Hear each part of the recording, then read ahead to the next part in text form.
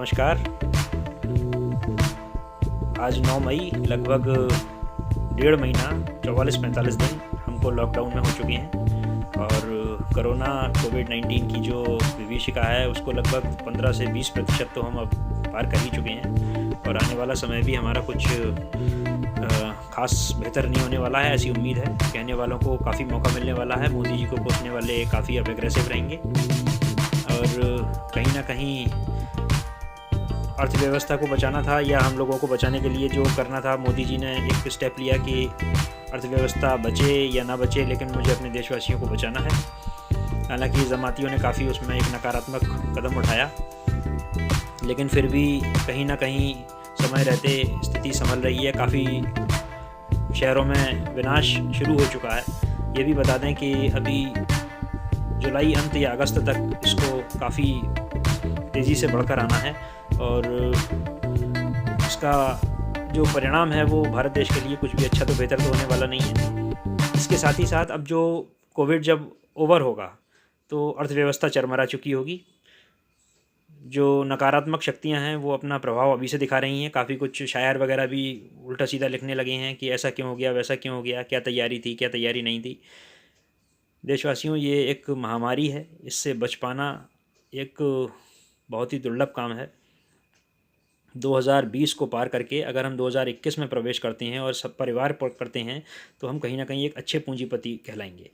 और लाभ हानि की चिंता को छोड़कर मेरे ख्याल से, मेरे विचार से इस समय साधनों को कम खर्च करने पर हमें अपना अब सोचना शुरू कर देना चाहिए और साधनों को जो बच रहे हैं, साधन जिनको हम बचा सकते हैं, उनको हम मूर्ति पूजा से थोड़ा सा अगर हम मानव पूजा की तरफ आ जाएं तो शायद ये समय की मांग है और इसमें हम अपने देश का काफ़ी हद तक भला भी कर पाएंगे।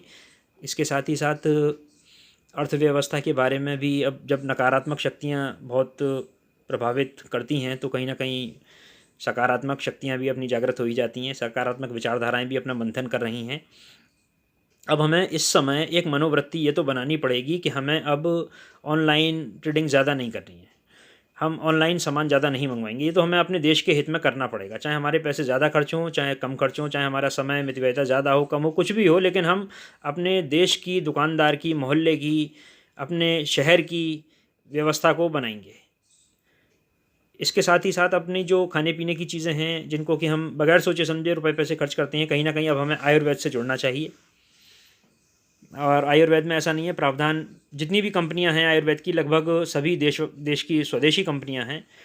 और इसके साथ ही दूसरा काम, एक जो शादी ब्याह काफ़ी समय से रुके हुए हैं, हमें ये चाहिए कि जितनी खरीदारी हम महंगी महंगी कपड़ों में और विदेशी कंपनियों के कपड़े ख़रीदने में करते हैं, कहीं ना कहीं अब हमको उससे बचकर चलना होगा।